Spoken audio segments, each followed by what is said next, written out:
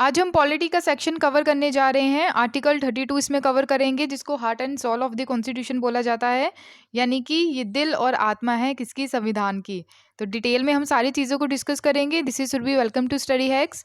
Article 32 के बारे में बात करने से पहले हमने जो जो सेक्शंस कवर कर लिए हैं उसके बारे में थोड़ा सा जान लेते हैं। फंडामेंटल राइट्स जो हैं, फंडामेंटल राइट्स कॉन्स्टिट्यूशन में पार्ट 3 में रखे गए हैं। आर्टिकल 12 से 35 तक जो है डिफाइन किए गए हैं फंडामेंटल राइट्स। उसमें आपका यहाँ पे आता है राइट टू इक्वालिटी, जो हमने कवर कर लिया है। आर्टिकल 14 से 18 तक कवर अप है ये हमारे संविधान में। राइट टू फ्रीडम की बात करें, आर्टिकल 19 टू 22। आर्टिकल यहाँ पे 23 और 24 किसके बारे में बात करता है, राइट अगेंस्ट एक्सप्लॉइटेशन, यानी कि शोषण के विरुद्ध अधिकार। तो ये सारे आर्टिकल्स जो हैं ये कवर हो चुके हैं। तो वीडियोस जो हैं आपको यहाँ पे मिल जाएंगी इस लेक्चर की। Right to freedom of religion, article 25 to 28। cultural and educational rights also cover on this channel, article 29 to 30।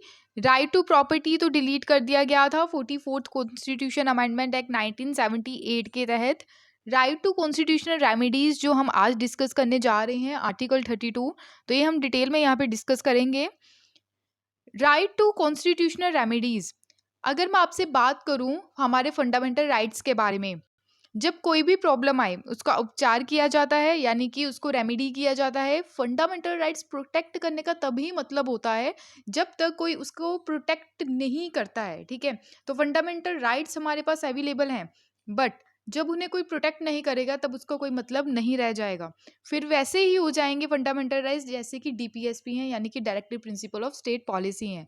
तो फंडामेंटल राइट्स को प्रोटेक्ट करने के लिए हमारे जो संविधान निर्माता थे उनके द्वारा एक आर्टिकल यहाँ पे रखा गया जिसका नाम था आर्टिकल 32, जिसको heart and soul of the constitution बोला गया। किसके द्वारा, डॉक्टर BR अम्बेडकर जी के द्वारा। इसलिए रखा गया कि हमारे कॉन्स्टिट्यूशन में एक जान डाली जा सके, जैसे कि जुडिशियल रिव्यू। यूके में सॉवरेनिटी जो है पार्लियामेंट की है, हमारे यहाँ सॉवरेनिटी किसकी है, कॉन्स्टिट्यूशन की है। It is very important, okay. Democracy को मेंटेन करने का काम भी कौन करता है, आर्टिकल 32 करता है। क्लियर।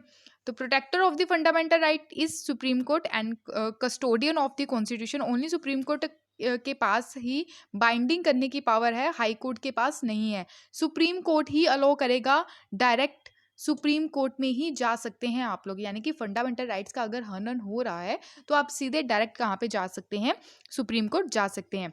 आर्टिकल 32 मैंने आपको पहले बता दिया है कि हमारे फंडामेंटल राइट्स का अगर हनन हो रहा हो तो हम डायरेक्ट सुप्रीम कोर्ट मूव कर सकते हैं। अदर वर्ड्स में बोलते हो, right to get fundamental rights protected in itself is fundamental rights, okay. तो डॉक्टर BR अम्बेडकर जी के द्वारा आर्टिकल 32 को यहाँ पे heart and soul of the constitution बोला गया। Clear. It is very soul of the constitution and very heart of it. Clear है इतना। तो सुप्रीम कोर्ट के द्वारा यहाँ पे जो है आर्टिकल 32 यहाँ पे बेसिक फीचर रखा गया कॉन्स्टिट्यूशन में। It can not be abide to taken away even amendment to the constitution. अब प्रोविजंस की हम लोग बात करते हैं, यहाँ पे कुछ प्रोविजंस रखे गए हैं, 4 प्रोविजंस यहाँ पे डिफाइन किए गए हैं। तो यहाँ पे article 32 is a basic feature of the constitution and 4 provision is that right to move the supreme court by appropriate, यानी कि अप्रोप्रिएट यानी कि सुटेबल, उचित, ठीक है। तो यानी कि उचित रूप से अगर आपके फंडामेंटल राइट्स का हनन हो रहा है तो आप सीधे क्या कर सकते हैं, सुप्रीम कोर्ट मूव कर सकते हैं, ऐसा फर्स्ट प्रोविजन में बोला गया। यानी कि हमारे पास right to move supreme Court है, हम डायरेक्ट सुप्रीम कोर्ट जा सकते हैं। सबसे बड़ी बात ये है यहाँ पे इनको इन्फोर्स करने के लिए अगर इनका हनन होता है तो। अब यहाँ पे बात आ रही है रिट्स के बारे में। रिट्स इशू में included habeas corpus, mandamus, prohibition, certiorari and quo warranto. Clear है इतना। और थर्ड यहाँ पे जो बात की जा रही है प्रोविजन की, parliament can empower any other court to issue, यानी कि पार्लियामेंट किसी और कोर्ट को एम्पावर कर सकती है, यानी कि सुप्रीम कोर्ट के अलावा हाई कोर्ट के अलावा भी, ठीक है। तो आर्टिकल 226 जो है हाई कोर्ट के लिए, आर्टिकल 32 जो है वो किसके लिए, सुप्रीम कोर्ट के लिए। ये आपको माइंड में रखना है। क्लियर। अब यहाँ पे हम फोर्थ प्रोविजन के बारे में बात कर रहे हैं कि right to move supreme court shall not be suspended expected as otherwise provided for by the constitution. यानी कि जो सुप्रीम कोर्ट मूव करने का राइट हमको दे रखा है वो नॉर्मल तरीके से सस्पेंड नहीं किया जा सकता है। सस्पेंड तो किया जा सकता है बट नॉर्मल तरीके से नहीं, ये उसी तरीके से सस्पेंड किया जा सकता है जिस तरीके से कॉन्स्टिट्यूशन में रखा गया है कि जो फंडामेंटल राइट्स को खारिज करना है तो वो कब किया जाएगा, उस टाइम किया जाएगा जब हमारे प्रेसिडेंट सस्पेंड करना चाहें, यानी कि ड्यूरिंग नेशनल इमरजेंसी, जो आर्टिकल 359 के अंदर रखी हुई हैं। क्लियर? तो ये प्रोविज़न आप लोगों को याद रखना है। उसके बाद हम यहाँ पे बात करते हैं कि constitution provide that the president can suspend the right to move any court for the enforcement of the fundamental rights during the वो जो है नेशनल इमरजेंसी, आर्टिकल 359। उस टाइम लॉ एंड ऑर्डर की सिचुएशन जो है बनी रहती है, इसलिए यहाँ पे सस्पेंड करने की बात की गई है। अब हम यहाँ पे बात करेंगे writs and types of scope के बारे में। Writs and type of scope यानी कि सुप्रीम कोर्ट अंडर आर्टिकल 32 है and high courts under article 226 के तहत रिट्स को क्या कर सकते हैं, इशू कर सकते हैं। रिट्स इशू कौन कौन सी कर सकते हैं? Habeas corpus, mandamus, prohibition, certiorari and quo warranto. Further Parliament under article 32 के तहत पार्लियामेंट को एम्पावर दे रखी है कि अदर कोर्ट को भी वो इशू यानी कि अदर कोर्ट को भी वो ऑर्डर दे सकते हैं। तो ये पावर जो है ये पार्लियामेंट के अंडर है। And no such provision has been made so for only Supreme Court and High Courts can issue writs and not any other court। अब बात करते हैं 1950 से पहले, यानी कि जब हमारा संविधान लागू नहीं हुआ था उससे पहले क्या था, ओनली हाई कोर्ट्स जो थे कोलकाता, बॉम्बे एंड मद्रास जो थे उनके पास ही पावर थी रिट्स इशू करने की। But article 226 now empower all high courts. हमारी कंट्री में टोटल हाई कोर्ट्स कितने? टोटल 25 हाई कोर्ट्स हैं टोटल। अगर बात करें स्टेट्स कितनी हैं, 28 स्टेट्स हैं, बट कुछ स्टेट्स और यूनियन टेरिटरीज की जो जुरिडिक्शंस हैं वो अदर हाई कोर्ट्स में है। क्लियर? जैसे कि मैं आपको एग्जांपल देती हूँ, अंडमान निकोबार की जुरिडिक्शन कहाँ पे है? कोलकाता हाई कोर्ट में। क्लियर? उसी प्रकार जो है हमारी कंट्री में ओनली पहली एक यूनियन टेरिटरीज थी, यानी कि दिल्ली का खुद का हाई कोर्ट था। बट अब जो है आर्टिकल 370 हटने के बाद जे.एंड.के का भी खुद का हाई कोर्ट है। अभी हमारी कंट्री में ओनली 2 ऐसी यूनियन टेरिटरीज हैं जिनके खुद के हाई कोर्ट्स हैं। इतनी क्लियर आपको बात होनी चाहिए माइंड में। क्लियर? तो टोटल हमारे हाई कोर्ट्स हैं हमारी कंट्री में 25 हाई कोर्ट्स हैं, और लास्ट जो बना था वो तेलंगाना हाई कोर्ट बना, क्योंकि आंध्र प्रदेश से तेलंगाना को अलग किया गया 2014 में। उसके बाद यहाँ पे न्यू हाई कोर्ट देखने को मिला। आई होप आपको ये इतनी चीज़ क्लियर हुई होगी। आर्टिकल 226 एम्पावर किसको करता है? ऑल हाई कोर्ट्स को एम्पावर करता है कि वो रिट्स को इशू कर सके। अगर रिट्स का कॉन्सेप्ट देखें हमने कहाँ से बोरो किया, कहाँ से आइडिया लिया है, वो इंग्लिश लॉ से लिया है, यानी कि पैरोगेटिव रिट्स इसको बोला गया है इंग्लिश लॉ में। और यहाँ पे इंग्लैंड यानी कि they are so called in England as they were issue in the exercise of the prerogative of the king who was and is still describe as the fountain of the justice. इसको England में क्या बोला गया है? Fountain of the justice का नाम दिया गया है। आई होप आपको इतना क्लियर हुआ होगा। अब हम बात करते हैं इसके बारे में, सुप्रीम कोर्ट क्या कर सकते हैं, रिट्स को इशू कर सकते हैं only for the enforcement of the fundamental right. जब किसी इंसान के फंडामेंटल राइट का हनन हो रहा है तब सुप्रीम कोर्ट रिट को इशू कर सकता है। Whereas high court can issue writ not only for the enforcement of the fundamental right but also for any other purpose से भी ये रिट इशू कर सकते हैं। क्लियर? यानी कि हाई कोर्ट तब रिट इशू करेगा जब किसी इंसान के फंडामेंटल राइट का हनन हो रहा हो। ठीक है? हाई कोर्ट सिर्फ फंडामेंटल राइट का हनन हो रहा है तब नहीं इशू करेगा, बल्कि अदर पर्पस अगर देखने को मिले तब भी रिट्स को इशू किया जा सकता है हाई कोर्ट्स के द्वारा। इतनी चीज आपको क्लियर होनी चाहिए। अब सुप्रीम कोर्ट की बात करते हैं कि supreme Court can issue writs against a person और a government throughout the territory of India. यानी कि किसी पर्सन और गवर्नमेंट के अगेंस्ट जो है रिट को इशू किया जा सकता है सुप्रीम कोर्ट के द्वारा throughout the territory of India. I hope आपको इतनी चीज क्लियर हुई होगी।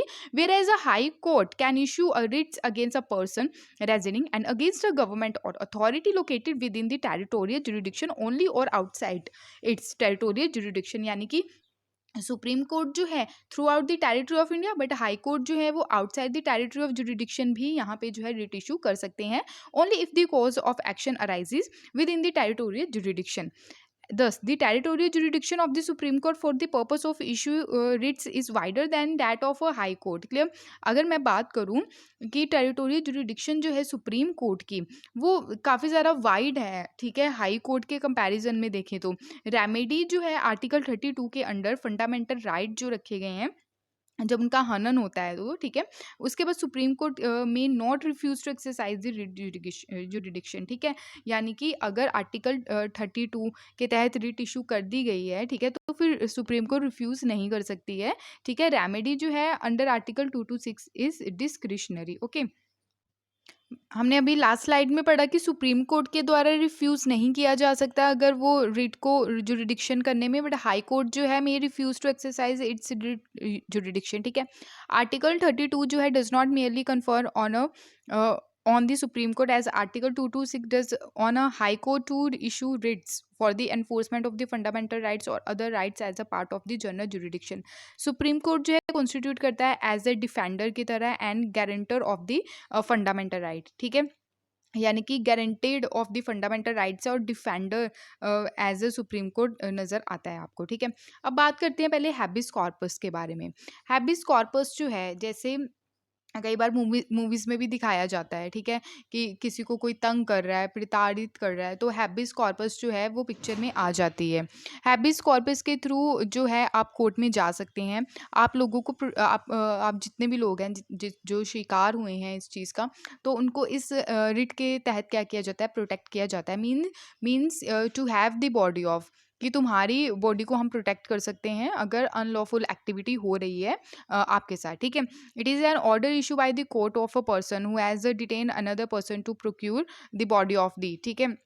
यानी कि यहाँ पे जो है लैटिन टर्म आप देख सकते हैं, to have the body of, it is an order है, ये कोर्ट के द्वारा जो इशू किया जाता है अगर किसी पर्सन को डिटेन किया जा रहा है अनदर पर्सन के द्वारा, and to produce the body of the latter before it, ठीक है। रिट का नाम क्या है, हैबिस कॉर्पस है, जो इशू की जाती है बोथ पब्लिक एंड अथॉरिटीज़ के लिए as well as private individual के अगेंस्ट भी ये जो है हैबिस कॉर्पस जो है इशू की जा सकती है, ठीक है। तो both public authority as well as private individual, clear है इतना। अगर रिट की बात करें कि किसके अगेंस्ट इशू नहीं की जा सकती है, ठीक है, is not issue where the detention is lawful, and यहाँ पे जो कंटेम्प्ट रहता है लेजिस्लेचर और अ कोर्ट। डिटेन जबकि detain is by the contempt of the court, detention is outside jurisdiction of the court, clear.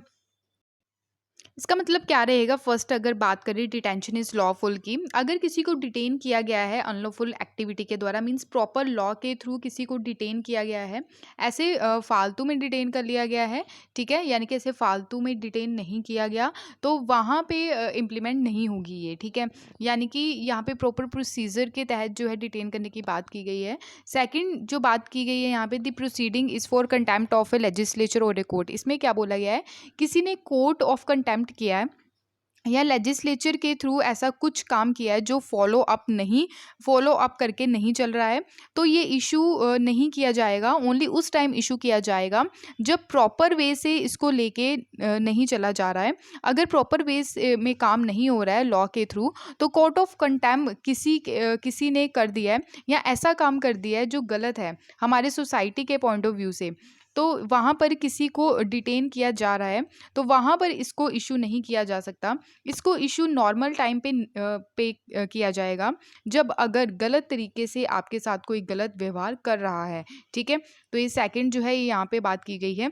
अब थर्ड पॉइंट की बात की गई है यहाँ पे, detain is by the competent court, तो detain is by the competent of court, and fourth जो है detention is outside the jurisdiction of the court. अगर किसी को डिटेन किया जाता है जो जुरिडिक्शन वाला एरिया आउटसाइड का है, कोर्ट के आउटसाइड का है, तो हर चीज़ में कुछ ना कुछ प्रॉब्लम तो होती रहती है। इसमें कुछ ऐसे एरियाज़ है जहाँ पे इनको इशू नहीं किया जाता है, ठीक है। अब हम बात करते हैं मैंडेमुस की। मैंडेमुस यानी कि मतलब क्या है इसका, वी कमांड, क्लियर।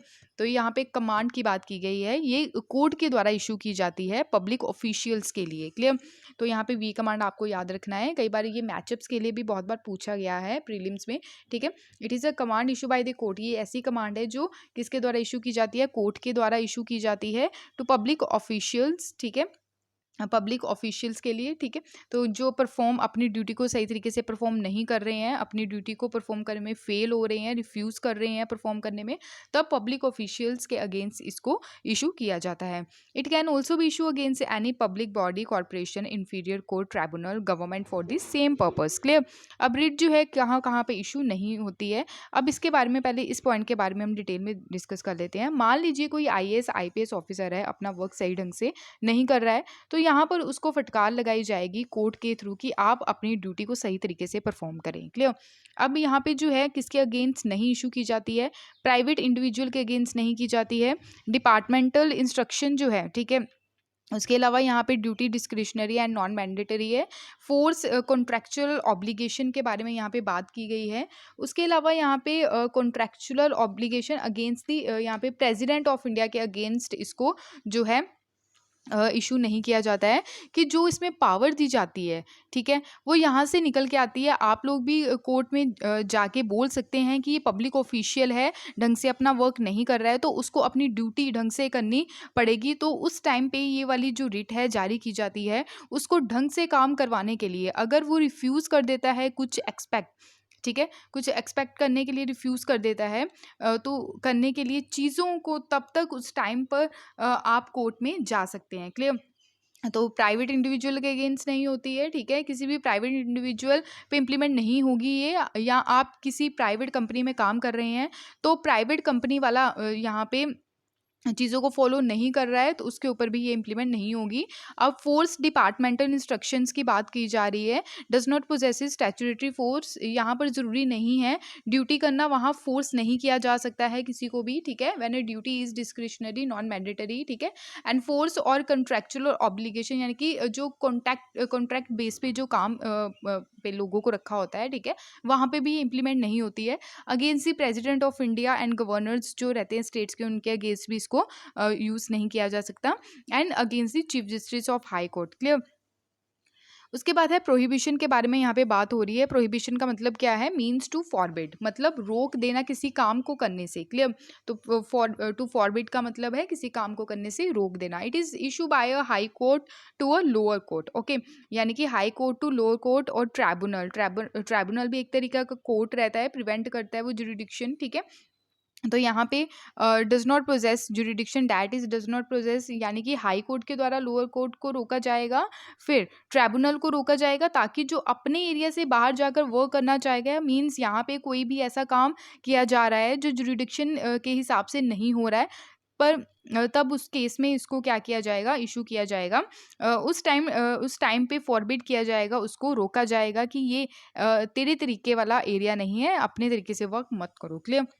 तो ऐसी चीज़ें जो हैं यहाँ पे बोली गई हैं। ओके, अगर अनलाइक मैंडामुस की तरह हम लोग देखें, वहाँ पे डायरेक्ट एक्टिविटीज़ होती है, पर प्रोहिबिशन में डायरेक्ट इन एक्टिविटीज़ देखने को मिलती है। रिट प्रोहिबिशन की बात करिए, इशू की जाती है only against judicial and quasi judicial authority. Quasi judicial authority that is जैसे एनजीटी, नेशनल ग्रीन ट्राइब्यूनल, इनकी पावर होती है चीज़ें जो इम्प्लीमेंट करा रहे हैं, बट इतनी भी नहीं होती जितना हाई कोर्ट के पास होती है। Clear? It is not available against, किसके अगेंस्ट नहीं होती है? Administrative authorities, legislative body, private individuals और बॉडी। क्लियर? अब बात करते हैं शिरशिरौरी के बारे में। शिरशिरौरी जो है, इसका मतलब क्या रहता है? To the certify and to be inform. Clear? जिसका मीनिंग आप लोगों ने याद रखना है। ये इशू की जाती है हायर कोर्ट के द्वारा टू दी लोअर कोर्ट और ट्राइब्यूनल एदर, और ट्रांसफ़र जो किया जाता है केस जो पेंडिंग केसेस होते हैं, ठीक है। अनलाइक प्रोहिबिशन अगर देखें तो only preventive certiorari, both preventive as well as curative इसको बोला जाता है। अगर गलत कर दिया गया है कोर्ट के द्वारा, उसको सही कैसे करना है, तो इसके बारे में यहाँ पे बात की जाती है।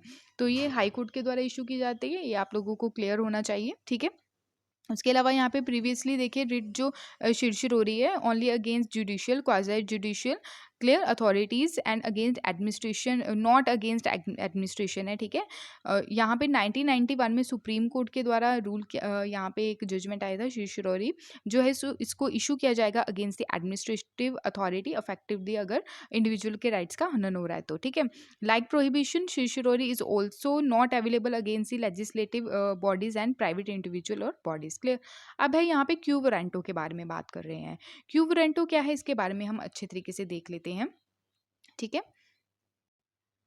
इसमें क्या रहता है, क्यू वारंटो का मतलब क्या रहता है? बाय व्हाट अथॉरिटी और वारंट। क्लियर? मीन्स कोई इंसान कोई भी एग्ज़ाम देने जा रहा है बट उसकी एज निकल चुकी है, तो वो उस एग्ज़ाम को देने के लिए क्वालिफ़ाई बिल्कुल भी नहीं है, फिर भी वो एग्ज़ाम देने जा रहा है करप्शन के तहत।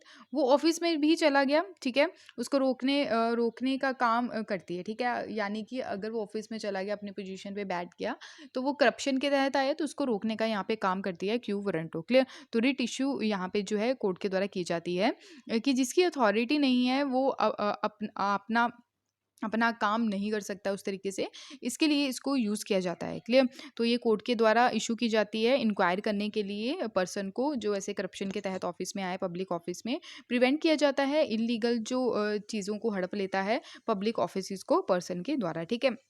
और can not B issue in case of ministry और ऑफिस में, प्राइवेट ऑफिस में, ठीक है? तो यहाँ पे इशू नहीं किया जाता है। तो अनलाइक द फोर रिट्स अगर देखें तो it any interested person not necessary by the aggrieved person, clear? इसके अलावा यहाँ पे बात करते हैं हम arm forces and fundamental rights के बारे में, ठीक है? आर्टिकल 33 जो है एम्पावर करता है पार्लियामेंट को रिस्ट्रिक्ट करने के लिए कुछ जो फंडामेंटल राइट्स हैं मेंबर ऑफ आर्म फोर्सेस के, पैरामिलिट्री फोर्सेस के, पुलिस फोर्सेस के, इंटेलिजेंस एजेंसीज के। अगर उनके फंडामेंटल राइट्स, अगर हम कुछ जो फंडामेंटल राइट्स हैं अगर उन पे रिस्ट्रिक्शन ना लगाएं तो वो अपनी ड्यूटी जो है वो सही तरीके से नहीं कर पाएंगे, ठीक है? इनके फंडामेंटल राइट्स इतने अवेलेबल नहीं हैं जितने कि हम लोगों के हैं, तो इनके फंडामेंटल राइट्स रिस्ट्रिक्ट किए जाते हैं पार्लियामेंट के द्वारा, क्योंकि अगर इनको भी इसी तरीके से फंडामेंटल राइट्स दिए गए जो चाहे वो जहाँ भी बोल सकते हैं, ठीक है? तो सिक्योरिटी का हनन हो जाता है। तो चाहे जहाँ भी घूमना, ठीक है? हर एक जगह घूमना, कहीं पर भी जा सकते हैं। तो प्रोटेस्ट वगैरह जो किया जाता है उन सब चीज़ों पे रोक लगाता है। तो लॉ एंड ऑर्डर मेंटेन करने की यहाँ पे सिचुएशन है, तो वो कौन करेगा? तो इसी के लिए इसको रिस्ट्रिक्ट किया गया है। तो अगर ये खुद ही फंडामेंटल राइट फॉलो नहीं करेंगे तो ड्यूटीज़ जो हैं ये अपने अच्छे तरीके से नहीं कर पाएँगे, ठीक है? तो यहाँ पे जो लॉज़ बनाए जाते हैं पार्लियामेंट के द्वारा can not be changed in any court, clear? उसके अलावा पार्लियामेंट जो है ये एनेक्ट किया गया पार्लियामेंट के द्वारा अलग-अलग जो एक्ट थे, जैसे आर्मी एक्ट हो गया 1950 का, नेवी एक्ट 1950 का, air force act 1950, police force act 1966, border security force act and so on. ये इम्पोज़ किया गया, इसके तहत इम्पोज़ की जाती है रिस्ट्रिक्शन फ्रीडम ऑफ स्पीच के तहत, right to form association, right to be member of the trade union, political association, right to communicate with the press, right to attend public meeting and demonstration, ठीक है? अभी आपने एक case देखा होगा कि जे-एंड-के में जो वहाँ पे हमारे जो आर्मी के पर्सनल्स हैं उनके द्वारा एक आर्मी सिपाही के द्वारा एक वीडियो वायरल की गई थी, यहाँ पे अच्छा खाना नहीं मिलता वगैरह वगैरह। तो ये क्या रहता है कि अपनी ही देश की जो सिक्योरिटी है वो हनन होती है, ठीक है? तो ये सारी चीज़ें जो हैं इसको प्रोटेक्ट करने के लिए ही यहाँ पे कुछ फंडामेंटल राइट्स जो हैं रिस्ट्रिक्ट किए गए हैं। एक्सप्रेशन मेंबर्स की अगर बात करें आर्म फोर्सेस की, इसको ऑल्सो कवर किया गया है such employees of the arm forces, यानी कि इसमें जो है आर्म फोर्सेस फंडामेंटल राइट्स जो हैं जिस चीज़ के हम लोग ने यहाँ पे पार्लियामेंट के द्वारा रिस्ट्रिक्ट किए गए हैं, उसमें जैसे बार्बर्स भी आ जाते हैं, ठीक है? आर्मी में बार्बर्स होते हैं, कारपेंटर्स होते हैं, मैकेनिक्स हो गया, कुक हो गए, ठीक है? चौकीदार। तो आर्टिकल 33 क्या करता है? मार्शल लॉ, ठीक है? कोर्ट मार्शल यहाँ पे किया जाता है। मार्शल लॉ अलग है, कोर्ट मार्शल अलग है, ठीक है? तो कोर्ट मार्शल एक ट्रिब्यूनल है जो इस्टेब्लिश किया गया है मिलिट्री लॉ के अंडर, जो यहाँ पे फंडामेंटल राइट्स के कंसर्न में रहता है। आई होप आपको ये क्लियर हुआ होगा। उसके बाद यहाँ पे मार्शल लॉ की बात हो रही है और फंडामेंटल राइट्स के बारे में बात हो रही है। आर्टिकल 34 जो है ये प्रोवाइड करवाता है रिस्ट्रिक्शन किसके ऊपर? फंडामेंटल राइट्स के ऊपर, वाइल मार्शल लॉ के तहत किसी भी एरिया में, ठीक है, with in the territory of India, और एम्पावर करता है पार्लियामेंट को कि गवर्नमेंट जो सर्वेंट है और एनी अदर पर्सन जो है इस एक्ट के तहत इनको अंडर रखा जाए, मेंटेनेंस किया जाए लॉ एंड ऑर्डर की सिचुएशन किसमें? एरिया के हिसाब से मार्शल लॉ लगाने के बाद जब फोर्स में आ जाता है। तो एक्ट जो है इंडिमिनिटी मेड बाय दी किसके द्वारा किया जाता है? ये पार्लियामेंट जो है can not B change, parliament इसको बिल्कुल भी चेंज नहीं कर सकती है in any court on the ground of contravention of any of the fundamental rights, clear? Concept जो है मार्शल लॉ का ये बोरो किसके द्वारा कहाँ से किया गया है, कहाँ से आइडिया लिया गया है? इंग्लिश कॉमन लॉ से लिया गया है। एक्सप्रेशन जो है मार्शल लॉ का has not been defined anywhere in the constitution, clear? तो यहाँ पे कहीं भी डिफाइन नहीं किया गया है कॉन्स्टिट्यूशन में। इसका मतलब है कि मिलिट्री रूल है, ठीक है? मार्शल लॉ का मतलब है सिचुएशन जो है जब सिविल एडमिनिस्ट्रेशन में सिविल जो है वो बिल्कुल ही बद से बदतर हो जाती है। यहाँ पे बहुत सारे वायलेंस, दंगे वगैरह देखने को मिलते हैं।